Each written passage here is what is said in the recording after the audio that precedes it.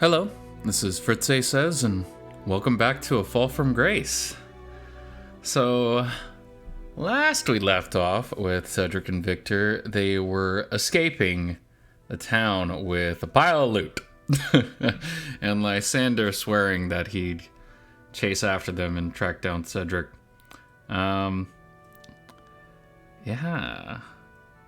I wonder how Cedric will adapt to a life of banditry and thievery.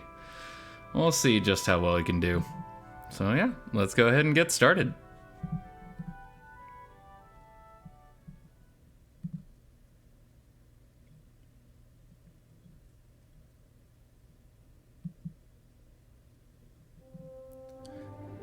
The two friends set off early the next morning after a few hours of sleep. The sun shone brightly in the sky while a pleasant breeze rustled the leaves of the bushes and trees nearby. Cedric's back was already hurting slightly. Not sleeping in his own bed was part of this new lifestyle he still had to get used to. He was walking beside Victor, who was already whistling as he marched on cheerfully. They weren't too far from their old home yet, as Cedric recognized the road they were on. In a few more hours, they would reach unfamiliar territory, which was a thought that both excited and slightly terrified the coyote. This path was often used by merchants and travelers heading from one town to the next. It had trees on either side and couldn't fit more than one carriage at a time, thus he imagined it would be perfect for someone like Victor to stage a robbery. The remains of an old fence stood to the path's left, almost overrun by the surrounding undergrowth. It gave this particular spot a rather picturesque feel, the coyote thought to himself. In fact, it was as if a gallant knight from an old novel could show up at any moment, riding his noble steed on the way to save his beloved from the clutches of an evil wizard. A sudden feeling of sadness filled Cedric as he realized Victor had missed out on many of those old books the coyote had enjoyed so much during his teenage years. He still had a lot to tell him about. Did you sleep well, Cedric? Victor stopped whistling after noticing his friend seemingly wrapped up in thought. This really was the same old Cedric the fox remembered. The coyote had always had a habit of losing himself in his own thoughts, sometimes even during the conversation. This tended to occur pretty regularly, the last time having been only a few days before his meal at the tavern with Lysander, Jack, and Bill. Oh yes, I'm still adjusting to all of this, if you get what I mean. Victor chuckled softly, looking somewhat relieved. Of course. The fox's expression turned pensive again as they walked on. I hope I haven't convinced you to do something foolish. What do you mean? Don't misinterpret what I'm saying. I absolutely adore having you here by my side. It's just, this is going to be a big change in your life, and there's no going back now. I just hope you don't come to regret this choice, that's all. You don't just leave your life behind you and become a bandit any old day, you know? Don't worry. I made up my mind. If anything does go wrong, it's not your fault at all. I was the one who decided to come with you, and I trust you like no one else. You're a brave man, Cedric. Cedric smiled as he looked the other way. I am not. Come. Have some pride and accept this compliment. It takes a lot of guts to do what you did yesterday. I don't think I've ever met someone quite like you. I must confess, I admire you very much indeed. Cedric did his best to stop himself from blushing. Stop. I'm not worthy of these remarks. Victor noticed his friend was beginning to look slightly flustered and thought it best to change the subject. I hope you're ready for more walking today. We still have a long way to go. You know I don't mind a good stroll. This is more than just a stroll, I'm afraid. Don't worry, I'll be fine, I promise. The fox smiled playfully. Are you sure those posh legs of yours can resist more than one day's journeying? You'd better watch your tongue, peasant, or you'll be carrying me on your shoulders soon. About half an hour later, they reached an unusually narrow point in the path, where the trees seemed to close in tightly as everything grew more shady and mysterious. You know, it's been on my mind ever since we started walking this path. This would be a perfect spot for a robbery, wouldn't it? Victor smiled as he turned to look at his friend, placing a hand on his shoulder and pulling him in his direction. Well noticed, my dear. I see you already have a keen eye of the highwayman. Cedric laughed. Hey, let go, you rascal. After a short struggle, Cedric succeeded in brushing off his friend's hand from his shoulder, but groaned as it then began to slide down to his waist. You won't be getting rid of me that easily. The two then came to a halt and observed their surroundings as Victor eventually let go of the coyote. Have you ever mugged someone here, V? This spot? Not that I can remember. We're still not far from town, but it would take me a while to get back from here on foot. Perhaps if I stole a horse from my victims, the plan could work better. Yes. I hadn't thought about that. Just one of the many things you have to consider in this trade. So I'm sorry to disappoint you, but I could tell you about a few of my best robberies instead, if you're interested, that is. Of course I'm interested. We've still got so much to say to each other. Victor gestured at a fallen tree trunk nearby, and they both sat down. The fox pulled out a small flask, and after downing some of its contents, he began to narrate a few of his adventures as Cedric listened in awe. Despite his jokes a few minutes earlier, he had been genuinely concerned about his friend tiring out quickly, and thought these stories would be a good way for them to have a quick break.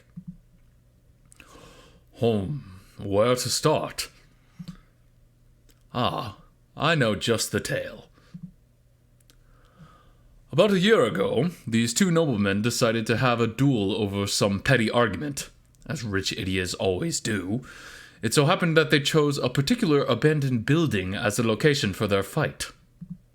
You mean...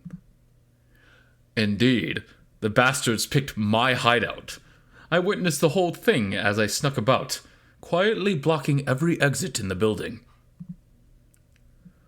One of them, I think his name was Edward, wounded the other quite badly. Whether this was by accident or not, I couldn't tell, but once he stood up after checking on his competitor, there I was standing behind him. To make things even better, they were both carrying extremely valuable rings and pocket watches. Of course, that sort wouldn't dare part from their precious objects even while battering each other. Just goes to show what their priorities are. But from my job's point of view, it made no difference. And what a lucky day that was. That's incredible. But what about the wounded fellow? Did he make it out all right? I'm afraid not. His wound was deep, and he died a short time later. I don't even remember where I dumped the body. Cedric looked a bit uneasy after that last detail. A bandit's life isn't all fun and games, Cedric. I'm afraid you'll have to get used to that. Switching off his serious tone, Victor continued more merrily. I'll tell you one more story. This is an especially interesting one. It had been a very unlucky week. I really wasn't doing too well.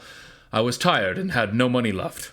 Every person I tried mugging had almost nothing on them, and I only narrowly escaped the guards a few other times.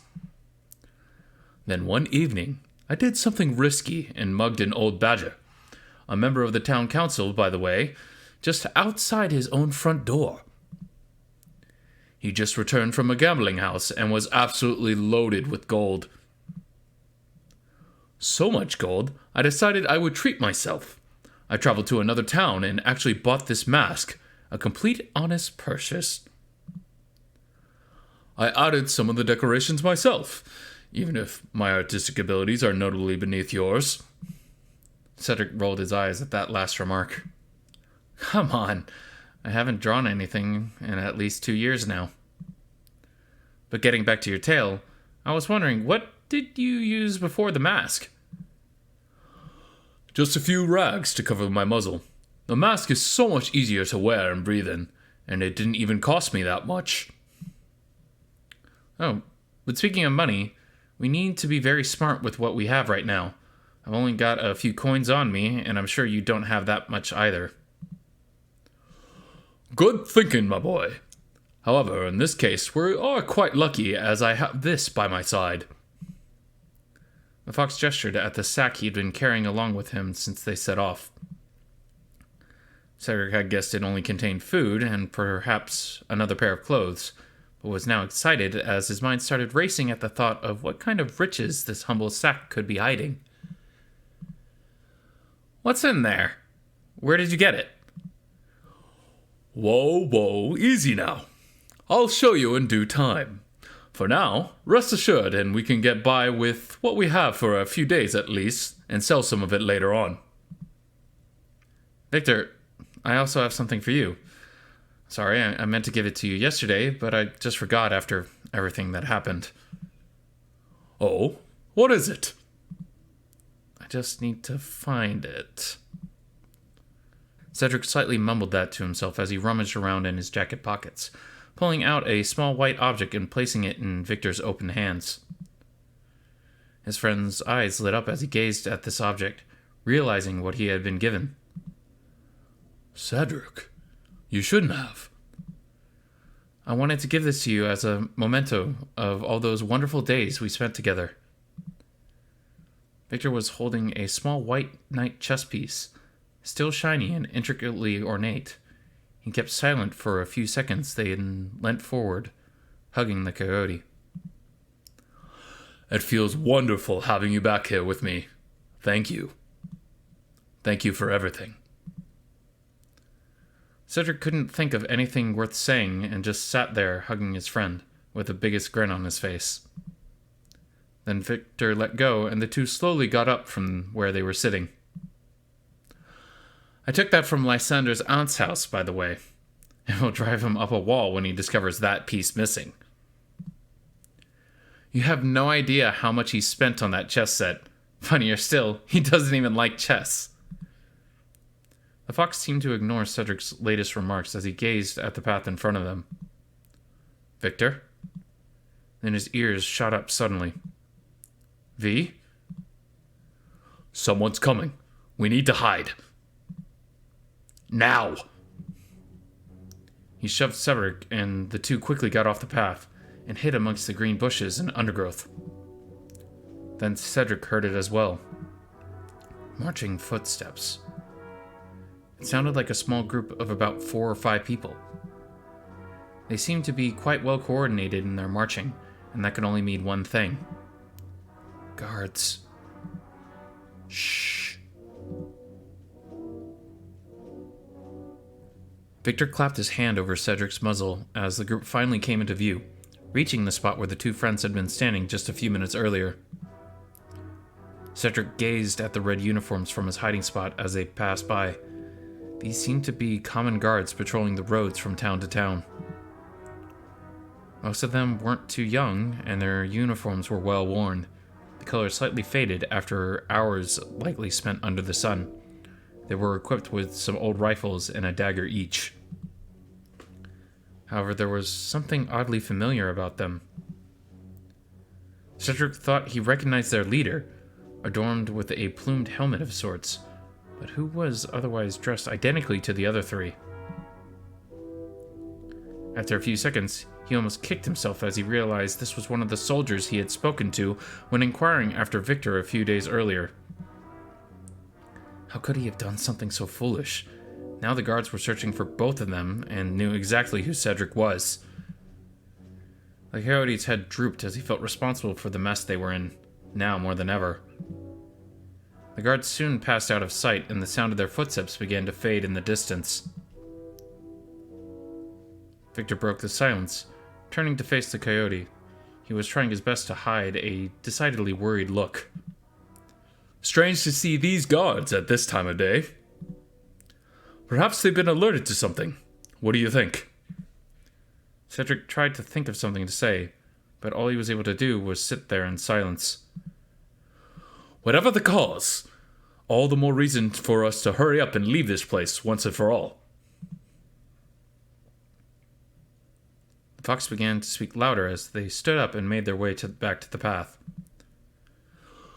We need to be very careful from now on. I'd rather we slept somewhere safer tonight. We can't afford any big mistakes.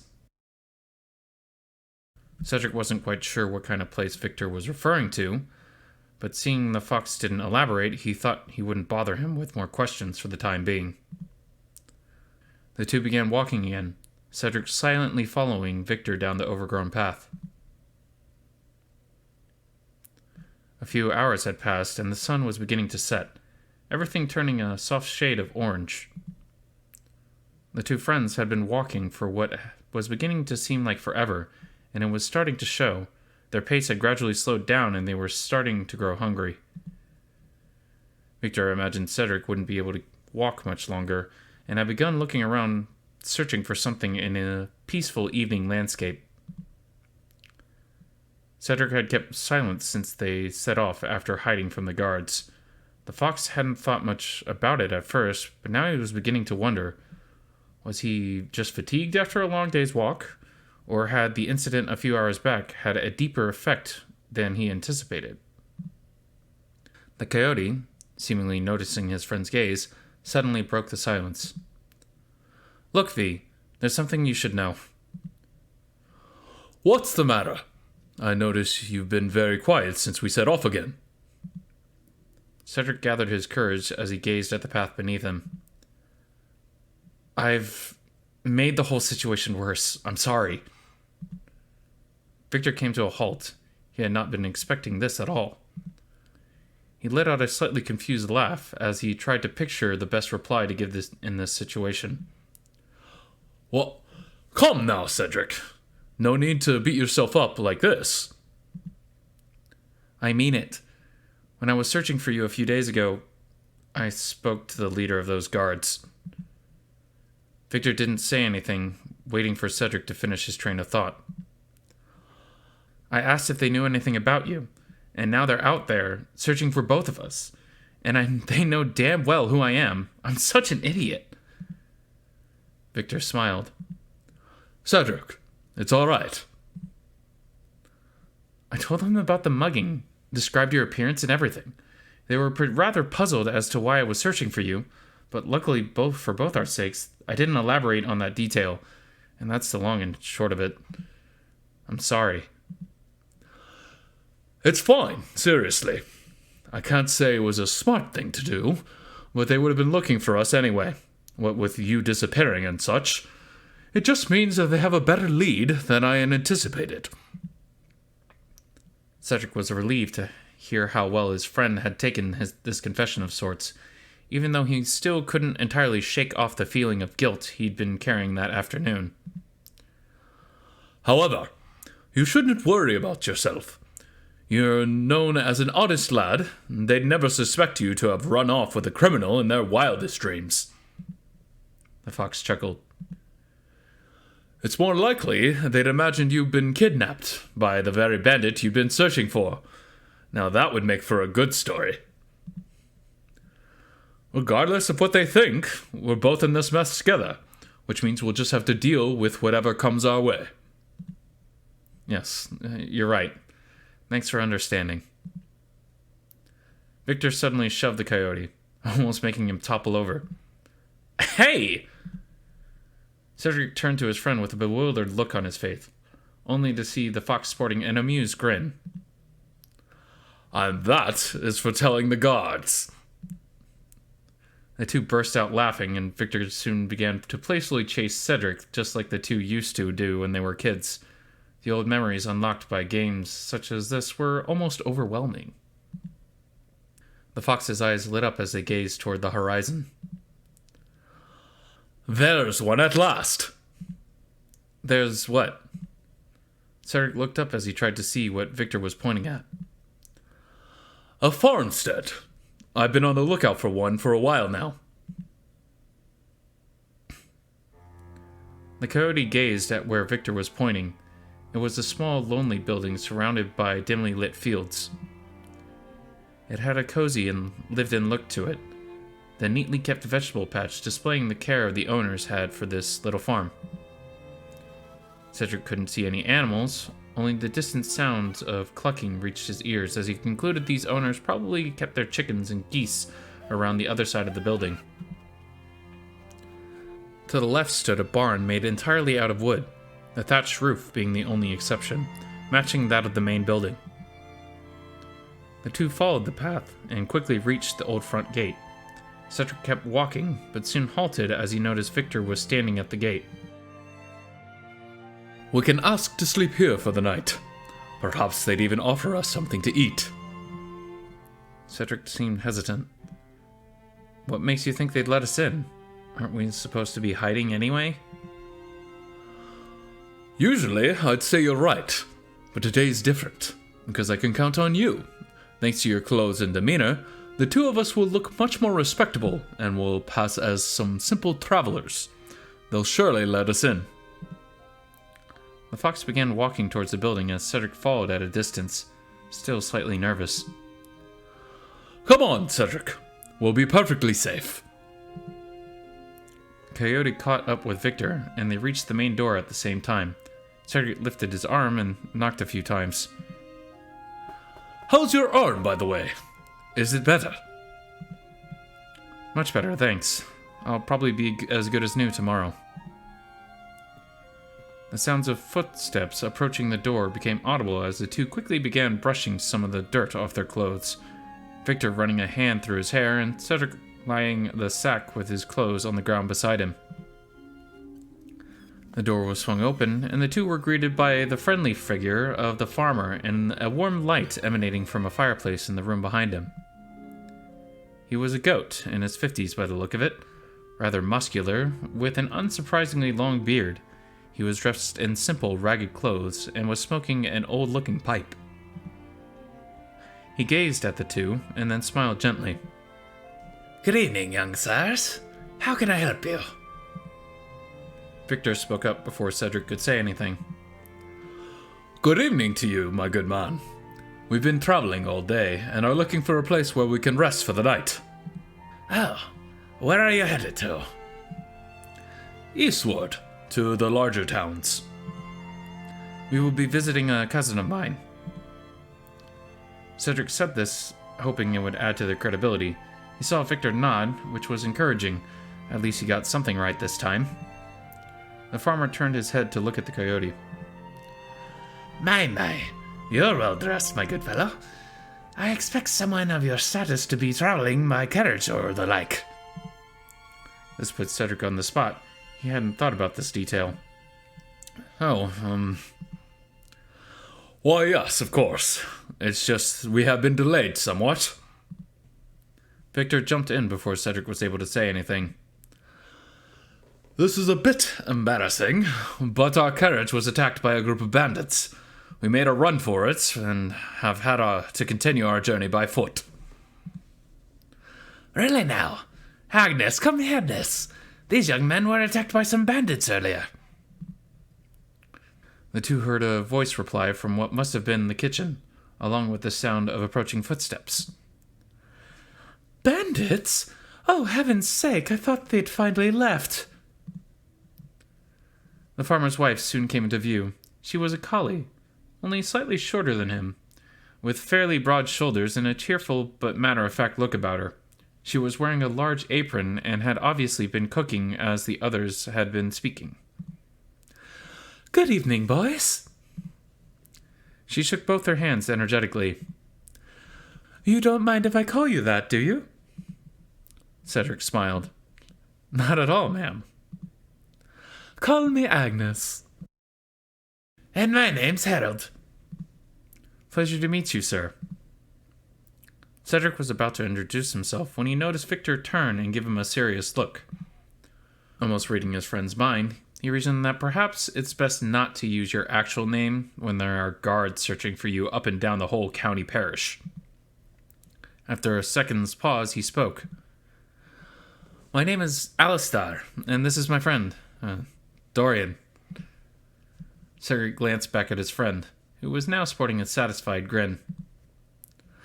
Well, now the formalities are out of the way, How about you join us for dinner? Of course. Do come in and make yourselves comfortable.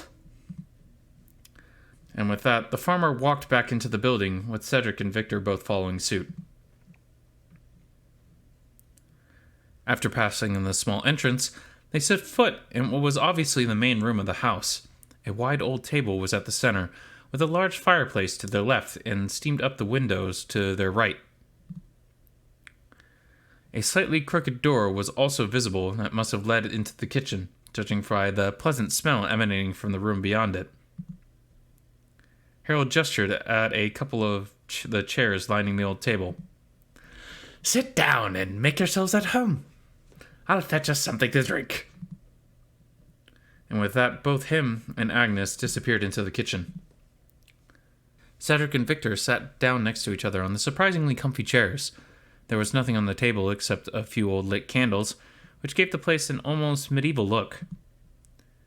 As Cedric took in these picturesque surroundings, he heard his friend whisper, "Good job, my boy." He turned to look at Victor. The fox's face was half lit quite dramatically by the candlelight, almost resembling a Barosque painting. Cedric thought he'd never seen someone so beautiful. "Hey, pretty boy, are you there?" Victor gave a little laugh as he saw his friend looking at him with such intensity. "Oh, yes, sorry." The coyote blushed a little as he started nervously tapping his fingers on the wooden surface. Harold soon reappeared holding a couple of mugs. Here you go, lads. I hope it's to your liking. I brewed this cider myself. The two thanked him as they tasted their drinks. Cedric's eyes widened as he put his mug down after taking a sip. "It's delicious." Thank you, thank you. Harold put his elbows on the table, leaning in a little with his fingers crossed. I'm sorry about what happened to you two. We used to have whole heaps of trouble with bandits around there, with the old roads being as narrow as they are. In fact, there used to be talks of an old entire gang hiding in the forest.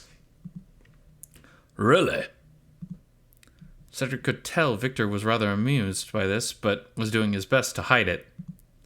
The goat shook his head. Oh, it used to be awful.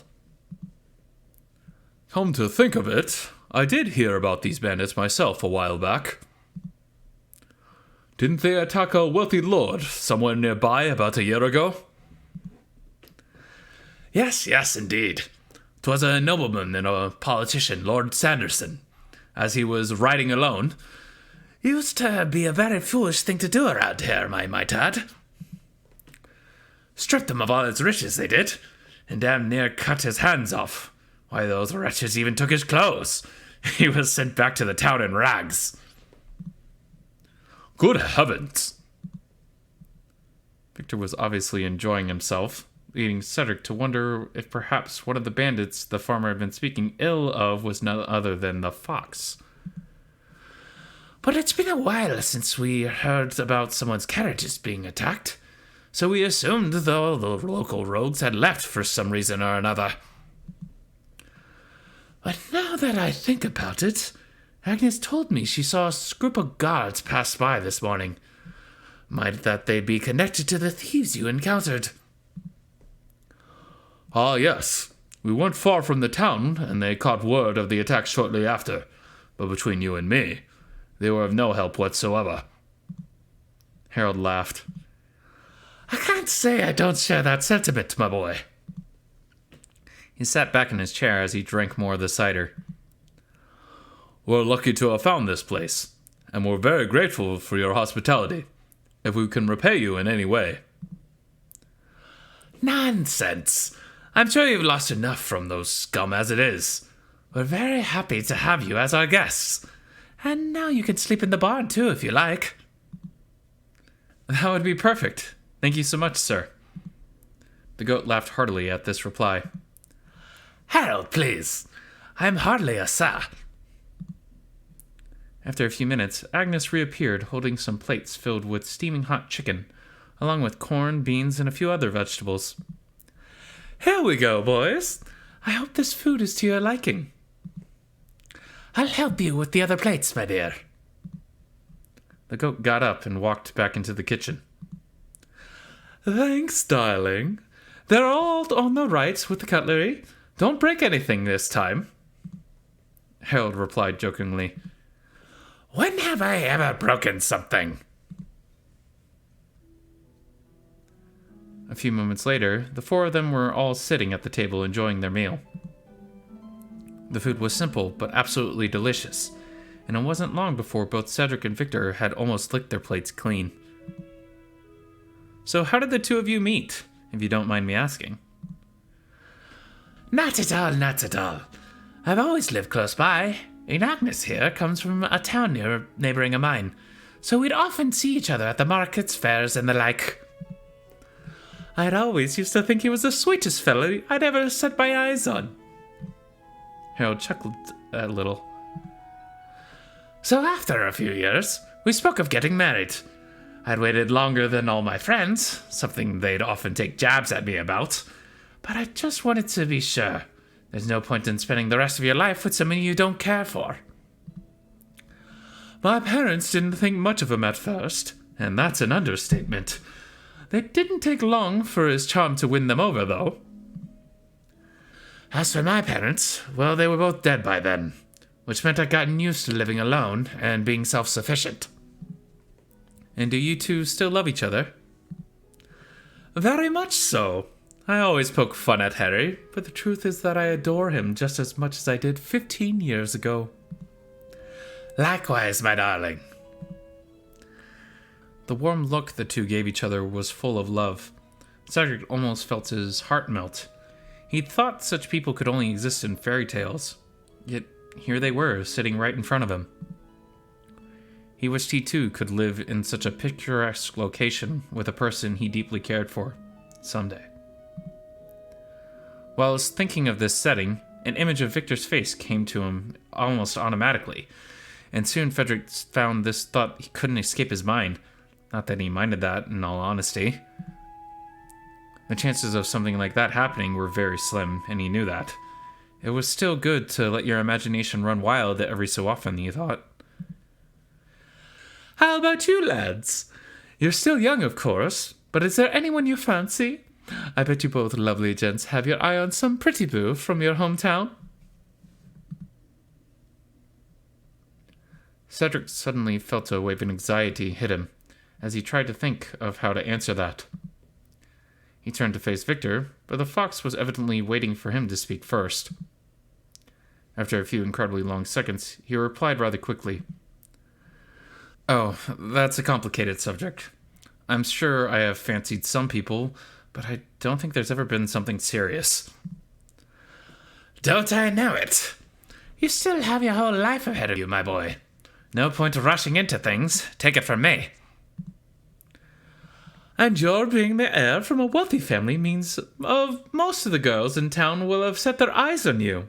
So you've ample choice when the time comes. Cedric smiled with relief. Having managed to give the couple what seemed to consider a satisfactory answer, filled with some fresh confidence, he turned to face Victor. What about you, Dorian? The fox was also looking slightly uncomfortable, although Cedric couldn't imagine why. Well, I did fancy this girl from our town a few years ago.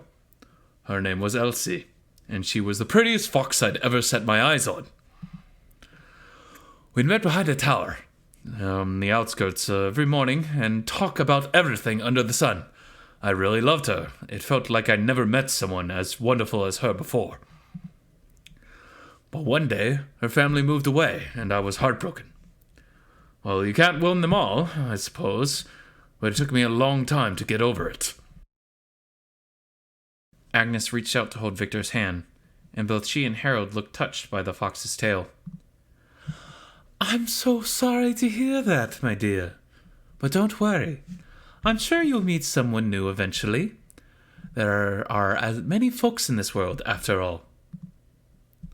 Victor wiped what must have been a tear from his eye. Thank you. You're very sweet. and I suppose you're right. Cedric sat there in silence, almost dumbfounded. This revelation had been an almost gut punch. His hopes and dreams of living with Victor rapidly vanished before him. Of course the fox couldn't love him. Just like most other men, he was attracted to girls.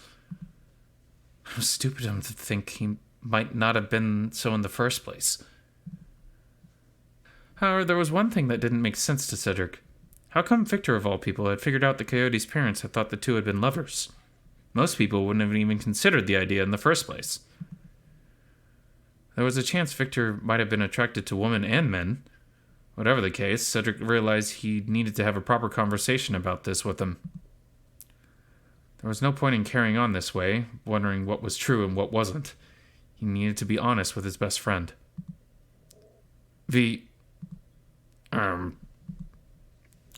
Dorian, my dear fellow, I knew nothing of this. I'm so sorry to hear things didn't work out for you. It's all right, Alistair. It was a long time ago now. A slight smile seemed to return to Victor's face as he gazed at Cedric with a warm, friendly look. Why don't we drink to lovers past, present, and future? The goat raised his pint, and the others did the same. To love! Cedric, Victor, and Agnes all replied. To love. The rest of the evening went by rather swiftly, and it wasn't long before Harold led the two friends into the barn, showing them where they could sleep for the night. The barn was more spacious than it looked from the outside, tidy and well kept. The tools were all in one corner, a large number of wood logs were in piles elsewhere, while the hay all about was neatly organized. A few wicker baskets, a wooden ladder, and a bundle of sticks had been left out in the central space, proving the only exception to the overall tidiness. Harold walked in with Cedric and Victor following. He was carrying some blankets as well as a small lantern which gave off a soft and warm flickering light, bestowing a magical atmosphere upon the barn's interior. As he came to a halt, he put the lantern down on a wooden box. Be careful with this, lads.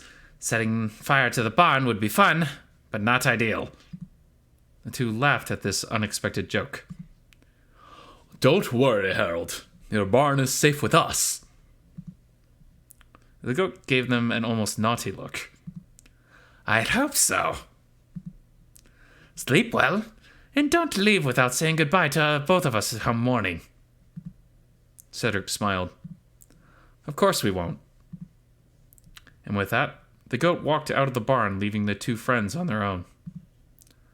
Cedric sat down on the hay and stretched his legs, as Victor walked up to the box with a lantern on it. The cheeky devil. He left us the bottles of cider we hadn't finished. He picked up one and had a drink, while offering Cedric the other. Oh no, I'm fine. Come, my dear. Let's celebrate while we can. This evening has been wonderful. Cedric rolled his eyes, took the bottle and had a sip. Don't you get too drunk, V. Don't worry, Cedric. It takes more than one of these to get this fox drunk. You're right, though. They are absolutely lovely people. We've been very lucky, see? I told you they'd let us in thanks to your looks and demeanor. You were spot on. A moment of silence followed as the two took in their surroundings. They felt a soft breeze come in from the open barn door. Cedric knew he had to speak with Victor before they eventually fell asleep. It was now or never. He plucked up some courage the alcohol gifted him and spoke up. Hey, Victor, why don't we sit outside for a little? There's a lovely breeze out there. Of course. Why not? A few moments later, the two were sitting outdoors with their backs laid against some haystacks. The starry, unclouded sky was truly a beautiful sight to behold, and they both sat in silence for a few minutes, gazing at it in wonder. Cedric decided to stop procrastinating and begin this conversation. He took a deep breath and then spoke. Victor, I'm sorry to hear about that story you told me earlier. I had no idea you'd ever met someone you'd fallen for, and to hear it ended badly for you is heartbreaking. It's just one of the many things we still don't know about each other, I suppose. I realize we have much to catch up on. I tend to forget we're both proper adults now. Indeed. We still have a lot to tell each other. But we have time. Don't worry. It's true we've grown up, but at the same time, it feels like we're still the same kids we were back then, if you get what I mean. You're right. It's just hearing you talk about that girl Elsie made me realize that we have gotten older after all. I wonder what have happened to her. I haven't the faintest idea. I don't even know what she looked like. It took a moment for what Victor had said to sink in. For the moment it did, Cedric turned his head suddenly to stare at the fox. What? What do you mean? I have no idea what she looked like. Because I made it all up, silly. There was no Elsie in the first place. Cedric sat there with his mouth open, completely speechless. Victor burst out laughing. What? You rogue! You had me completely fooled. I must have put on a good performance, then. You scoundrel. I could see tears running down your cheeks earlier. Thank you, thank you. It took a while for Victor to stop chuckling after he spoke again, with a more serious tone. The honest truth is, I'm like you, Cedric. I don't think I've ever met someone I've had proper feelings for. I see. We're both in the same boat, after all. That we are. Victor took another sip from his almost empty bottle. However, there's one thing I think you should know, V. Oh? Well, this is difficult to say. The coyote took another deep breath. It took me a long time to figure this out, but I've come to the realization that... The coyote felt his frustration grow. Why was the next bit so difficult to put into words? I'm just... not attracted to women. So, you like men? Victor broke the silence almost immediately. Cedric looked the other way and gave a nervous reply. Yes, I do. He waited to hear how Victor would react to this, unable to meet his eyes out of shame. However, it was curious how rapidly the fox had picked up on where the conversation was leading once again. Would you fancy that? I never would have imagined so. Just know that this changes nothing about you, Cedric. It's just a matter of preference, and we don't choose who be attracted to who we are. Victor put his hand on his friend's shoulder reassuringly. Cedric felt his nerves rapidly wash off, replaced with a profound feeling of safety and acceptance as they both hugged. The fox couldn't even begin to imagine how good it felt to hear him speak those words. Victor slowly let go, still sitting close to the coyote. He was now looking the other way, and Cedric started to worry. Was he more upset than he let on? In fact, I suppose this means I also have a confession to make. Cedric's eyes widened. Was this really happening? I also like men, although I've known for years. I've slept with a few, but nothing more. Cedric was completely overwhelmed at this point. He wanted to ask so many questions, but only managed to quietly say his friend's name. Victor. The fox turned to him and smiled. Your mouth's open again, Cedric. He put a hand under the coyote's chin and gently pressed his mouth shut. Turns out your parents were right about one thing, at least. I guess so. I'm completely blown away. As am I. I really didn't expect you to like me. Cedric turned to look at the fox with almost teary eyes. He now had the dumbest grin plastered across his face. He still couldn't believe that this was actually happening and not just a dream. Victor scratched the back of his head rather nervously. This means I can tell you something I thought I'd always have to keep to myself. Now it was the fox's turn to look uncomfortable, as he struggled to express his thoughts. Cedric was tremendously curious, not having the faintest idea what his friend was about to say. I find you very cute, Cedric. Cedric did his best to resist the urge to faint or otherwise scream.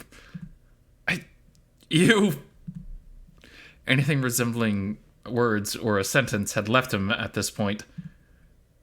Thank you. Thank you. Thank you. Thank you. Was that all he could say to the revelation Victor fancying him of all people? His ears began to twitch and his face got hotter, and he nervously tapped his fingers. He did his best to say something else, but to no avail. Victor laughed. I love it when you're all flustered. I've enjoyed your company immensely these past few days. I admire your courage and your honesty. The two sat in silence for a good 10 minutes or so, as they both took in what had just happened. The calm sight of the starry sky gave them a sense of tranquility and ease.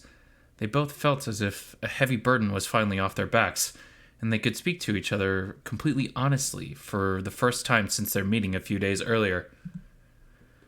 Cedric was never the superstitious type, but he couldn't shake the feeling that all of this was meant to be.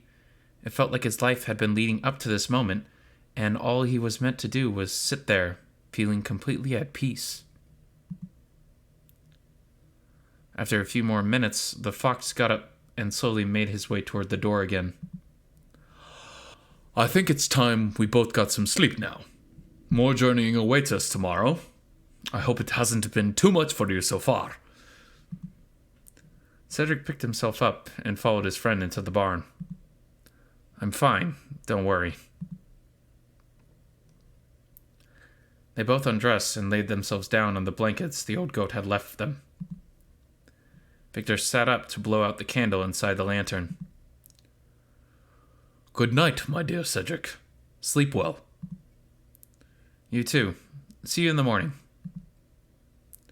Victor laid himself down, gently rustling the hay under his blanket. Usually, Cedric would have had trouble switching off his brain after what had happened a short time earlier, but the day's exhaustion had finally caught up with him, and he was fast asleep in no time. The two woke up early the next morning, and after getting dressed and having a bite to eat, Victor thought it would be a good idea for them to have a wash in a stream nearby. Once there, Cedric tried making a joke about both of them getting undressed, thinking it especially amusing after the events the night prior, but it didn't seem to land well, as Victor remained silent.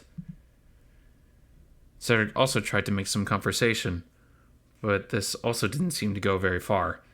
He started to worry that something had upset the fox, and he thought it was best to delay this conversation until they had already left the farmstead. After bathing and drying in the warm sunlight, both were soon ready to set forth on their journey once more. There wasn't a cloud in the sky, judging by the breeze and cheerful sound of birdsong all around. It was going to be a beautiful day. After knocking at the entrance one last time, the two farmers came to see them off. Harold shook their hands vigorously, while Agnes hugged them both. Victor and Cedric were sorry to have to say goodbye to such lovely people, even after only having met them the evening before. Good luck, boys. And if you ever happen to pass this way again, don't hesitate to stop by and say hello. We'd love to have you back here as our guests. Well said, my dear. Have a safe journey, young sirs. Oh, here, take this. Agnes reached for an object inside the house, just behind the entrance. This turned out to be a small basket full of delicious-looking mushrooms. I picked them myself. Have a few if you get peckish along the way. You shouldn't have. Cedric took the basket, closing it and fitting it in the sack with his clothes. Victor then cleared his throat and spoke up. Very well. I'd say it's time to go. Goodbye. Bye. Thank you for everything. The two kept waving as they closed the small gate behind them and joined the main road, soon losing sight of the old couple in the distance. An hour later, Cedric was already nibbling at some of the mushrooms Agnes had gifted them. You sure you don't want any, V?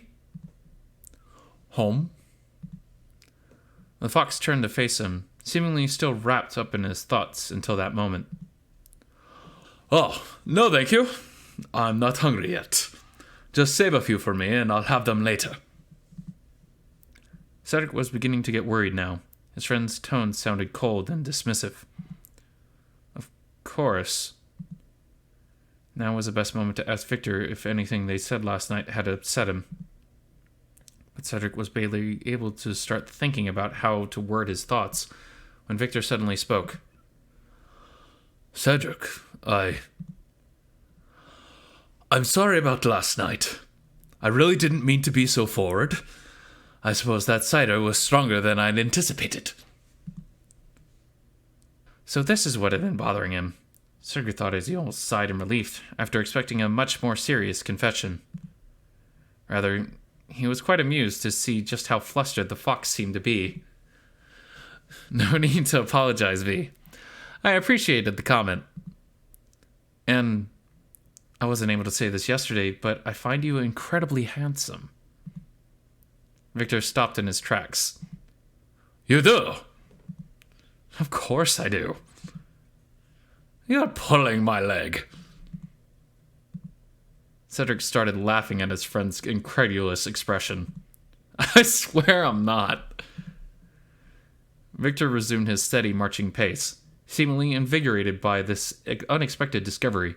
In fact, he was now unintentionally walking faster. Cedric, you naughty boy. So you have a thing for handsome and mysterious fox bandits, do you? Cedric was still giggling as he engaged with Victor's banter.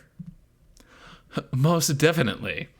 And you obviously have a thing for broke and problematic rich kids. Indeed. If this is what fate decided I should like, who am I to argue with that? Well said, well said. So, is this the reason you're coming along with me? It's more of an added bonus. Is this why you asked me to come along with you?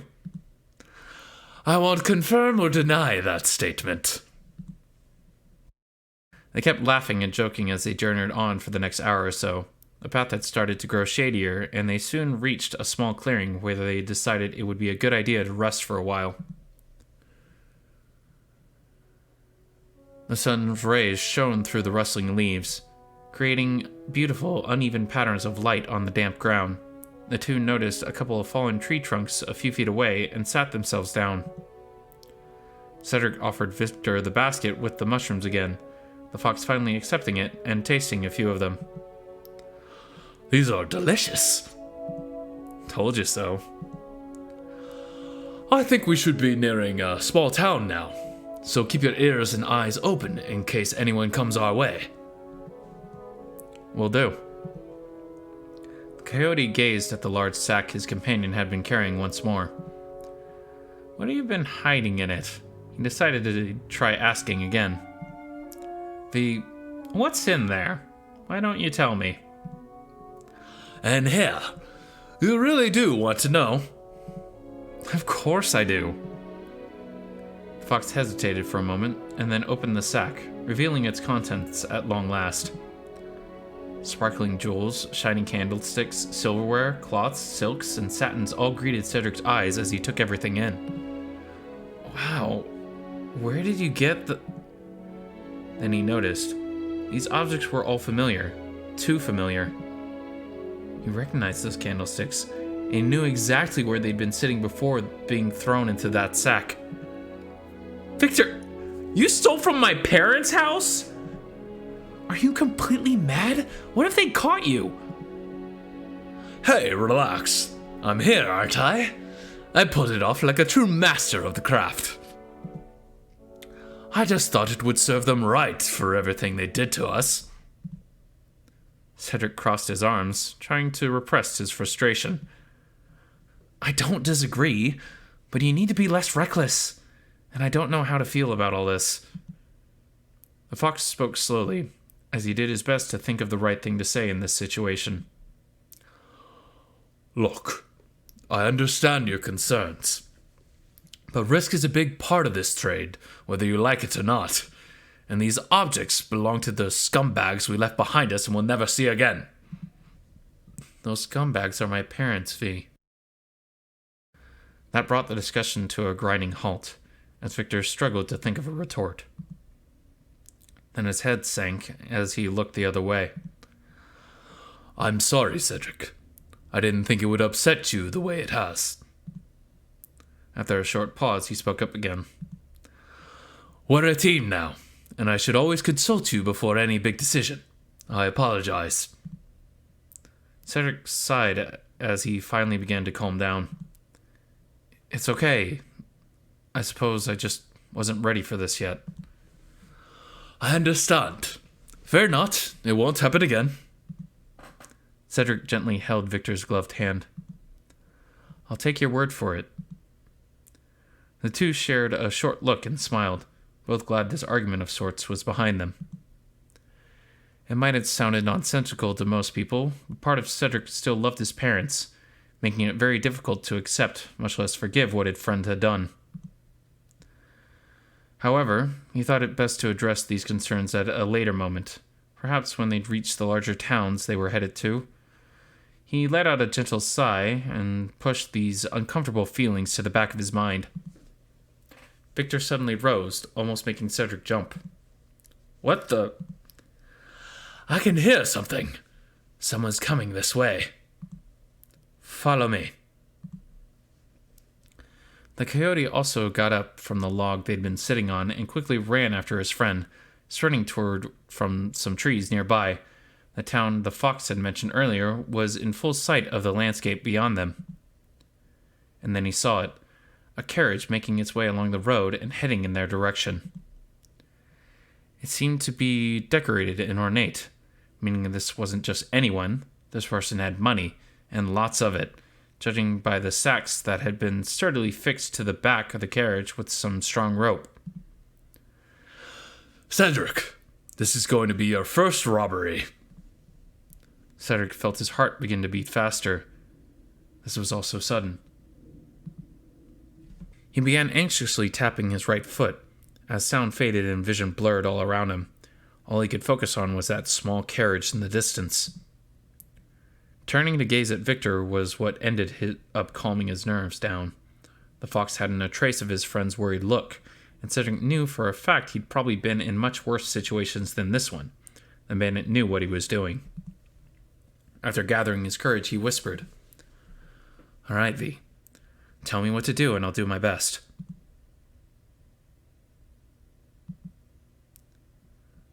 A few minutes later, the white polar bear driving the carriage rounded a corner and reached the clearing the two friends had been sitting in earlier. Why was he on his own? This made no sense. His master had told him to head to his new country estate, and that he would catch up with them later that day. Thus the bear obviously didn't feel safe traveling alone while carrying so many valuable objects. And now he just entered this forest, which certainly didn't help ease his rising anxiety. It's all right, Jacob. You've been down this road many times. Everything will be fine. He tried repeating that to himself, but was interrupted as he thought he'd heard the snapping of some branches. He turned his head in the direction the noise came from, but he couldn't see anything unusual. Everything better be fine, for heaven's sakes. He rounded another corner, and as he did, he felt his heart miss a beat. A few large tree trunks had been strewn across the narrow path, blocking it completely. The horses came to a halt as Jacob panicked, realizing he'd fallen headfirst into a trap. Oh God, I'm done for. With a sudden rustling of leaves, a figure emerged from the bushes before him. The figure revealed itself to be a bandit clad in dark, ragged robes, wearing an ornate mask and twirling a shiny dagger in his right hand. He confidently walked up to where the bear was seated, obviously having done this many times already. Jacob's mind started racing as he figured there might still be a chance he could get out of this situation. He rapidly turned around, trying to see if the pathway behind him was clear, thinking of how to make his escape. He shivered as he saw another figure appear in that exact spot, wearing a cloth over his muzzle and holding a long knife. Now all hope of making a quick getaway was crushed as the bear stared blankly at the path where the second figure was standing. The first bandit broke the tense silence. All right, Chubby. Get your ass off that seat. Oh, yes. He clumsily jumped off the carriage as the bandit ran up to him, pressing the cold dagger to his throat. Jacob almost squealed. This was much worse than any nightmare he'd ever had. Oh, please don't kill me. The bandit growled as he pressed the other gloved hand over the bear's mouth. Shut your trap and we'll let you live. He turned to his companion, who was already cutting the ropes that had been holding the sacks at the back of the vehicle. That's it. Nice and easy. Now what have you got stored in this beautiful carriage, Chubby? Some gold, valuable antiques and old documents, and jewelry. The bandit turned to his mate once more. Good boy. Get in there and fetch everything you can. And then take the horses while I tie this fool up. The other seemed to hesitate as he stood motionless. Come on. What are you waiting for? I can't. This feels so wrong. The first bandit's tone grew ever more imposing as he obviously began to lose his temper. Now's not the time for self-doubt. Get in there while we still have time. But the other didn't budge and even began taking a few steps back from where he had been standing. No. What are you doing? Just as everything seemed to be beginning to go downhill for the two rogues, all three men became aware of the sudden sound of footsteps rapidly approaching. Then some shadows came into view from the pathway behind the corner. Shadows of men with rifles. Guards! We need to leave now! Jacob took advantage of the confusion, digging his elbow into the captor's stomach and forcing him into loosening his grip as the bandit stumbled to the ground. He then made a run for it, passing the other and heading towards the guards, who had just rounded the corner and come into view. Bandits! Bandits! While Victor picked himself up as quickly as he could, Cedric looked around, trying to find the quickest escape route. The forest seemed to grow thicker to their right, and he noticed that was the direction the fox was also turning towards. Just as he was about to catch up with Victor, a small object had fallen on the ground next to him, caught his eye. It was a red silk coin purse with some gold leaf decorations. Come on! He picked it up, almost without thinking, and then ran to catch up with the fox. Stop right there or we'll shoot! The guards lifted their rifles, getting ready to fire in their direction. Victor grabbed Cedric's hand. This way! The two ran as fast as they possibly could, so fast their feet almost didn't touch the ground. Fire! The sounds of gunshots ran out behind them as they rushed into the forest without looking back. Cedric was so overwhelmed, all he could think of at that moment was where to put his feet to avoid falling over some roots or rocks along the way. They kept running for what seemed like an eternity until they couldn't hear anything except the calm rustling of the leaves above. They finally came to a halt and took a few good minutes to catch their breath. Once they'd stopped panting, Victor was the first to speak up. What on earth happened back there? Why didn't you go in like I told you to? I'm so sorry. I just panicked. Victor groaned as he sat down on the soft grass and answered with a sarcastic tone. A bandit doesn't panic, Cedric. When you steal from someone, a part of your brain has to switch off. I told you so. He rested his muzzle on his hands as he grumbled. Fuck it. Better luck next time, I suppose. Wait a moment. Cedric suddenly remembered the purse he'd taken before escaping. I managed to pick this up at the last minute. He handed it to Victor, whose eyes he saw widen as a grin returned to his previously somber face. It's not much, but I'll do better next time. I promise. Victor ran his head through Cedric's hair, ruffling it up affectionately. I'll make a thief out of you yet, rich boy. Cedric chuckled and discovered in the process that doing so is rather difficult when you're mostly out of breath. There's one thing I don't understand, though. What's that? Where did those guards come from? If it was a coincidence, it was an extremely unlucky one. Good question. I've been wondering that myself. They didn't seem to be following the carriage from what I could tell. I suppose we'll never know. The fox started having a look at the purse's contents as Cedric looked around at the forest. So what now? Heading to that town we could see earlier is obviously not an option anymore. Correct. I'm sorry to disappoint you, but I don't know. I need to have a good think about this. Both their ears suddenly shut up as they heard voices in the distance. It sounded like some of the guards were still searching for them. We need to hide again. Get behind those bushes. They'd scurried to where Victor had been pointing at, as they heard what sounded like two guards gradually getting closer. That bear said that there were only two of them. Aye, I saw two, but there might have been more hiding nearby. The guards came into view, as the two friends saw them searching some of the bushes. Luckily, they seemed to be heading away from where the bandits were crouched.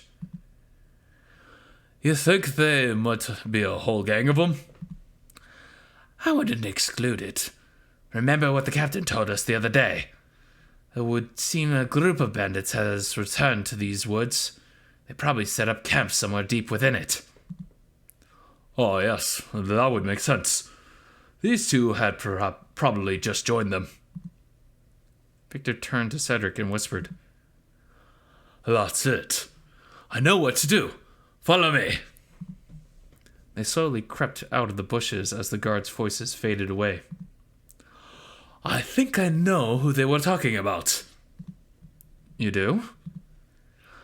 If these are the bandits I think they are, we're safe. Do they know you? The fox smiled, likely recalling some amusing past events. Oh, we're old friends. He quickened his pace, telling Cedric he hoped to get to these bandits' camps before dusk. Do you have any idea where this hideout is? Absolutely none. But if it's them, I know exactly where to look. Cedric was relieved that things seemed to be going their way again. It felt less tired than he would have otherwise, now they knew they were finally headed somewhere safe. The sun was beginning to set, and everything was turning a deep orange once more, the shady forest growing ever darker as time went by. Back in the clearing, where Cedric's first robbery had taken place a few hours earlier, everything had been left scattered on the ground, the guards having been told to leave the various sacks and precious objects as they were until further notice. A couple of them patrolled the path nearby just to make sure all was safe as the evening crept in. Only 3 travelers on their way to town had passed that way, inquiring as to what had happened, otherwise all had been peaceful. The 2 guards turned their head as they heard the sound of someone approaching on horseback. This person greeted them, and as they dismounted from their steed, told them that they'd been sent by the captain to have a look at the crime scene. The guards saluted him and explained everything had been left exactly as it was when the attack occurred. The newcomer didn't bother to thank the two and headed straight for the carriage. After looking at the various objects, they opened one of the doors, obviously searching for something specific, but nothing inside seemed to satisfy them either. In a burst of rage, they kicked the carriage, toppling it over in the process. The guards looked at each other, confused but also quite amused by the odd spectacle they were witnessing. The newcomer grunted and was about to leave when a small object on the ground caught their eye. They rapidly kneeled down to pick up what turned out to be a small white chess piece. At long last, I had been looking for this. Lysander felt a wave of satisfaction hit him as he gazed intently at his latest catch, innumerable thoughts racing across his mind.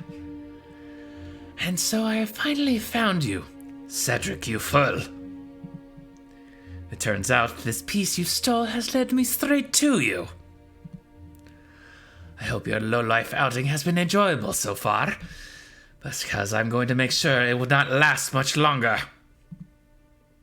He tightened his grip around the small white knight, almost as if he was trying to squeeze the life out of it.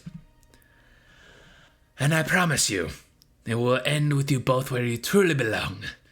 You living the life you were meant for in my arms, and that base-born fox's head laid upon that chopping block. To be continued. An autosave has been created for you. Well, I'm gonna save anyways. Yeah! Okay. Well, that was a fun little trip along the road to the next town. Well, they're obviously going to skip this town. I gotta say, Cedric is naive, but we already knew that. He's very naive. And it's shaping into a lovely story. I'm glad that we didn't play around with, oh, does he like me? Do I like him? All that stuff. No, they got it out of the way. I'm happy. Nice. It can be a good story. Let's see how it progresses. Oh, like, seriously, Cedric, what did you think would happen when you're a bandit with a knife in your hand? You literally walked up to the polar bear with a knife in your hand. All right. It'll be interesting to see how Cedric's attitude progresses towards banditry if they ever do anything like that again. I'm also sad that Victor immediately lost the chess piece. Literally had it for a day. Thought, oh my gosh, I love this, and then loses it. Boy. Come on. You can do okay, whatever. Okay. Can't blame him. Oh, man. Yeah, this and what we're looking through is it's the same story as at the end of the first one. A very impressive voice call to get this planned out in like a very limited amount of time, but well done. And yeah, special thanks to Mash.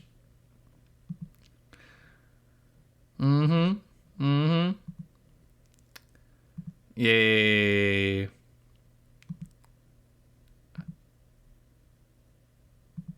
So, thank you, Alex and Grayson. This has been a wonderful story. I'm looking forward to continuing. Please let Cedric progress and get less naive. I mean, please. Yeah, it's fine. All right, thank you all. And this has been a fall from grace, and this has been Fritz-Ay Says. Everyone have a nice day. Ciao.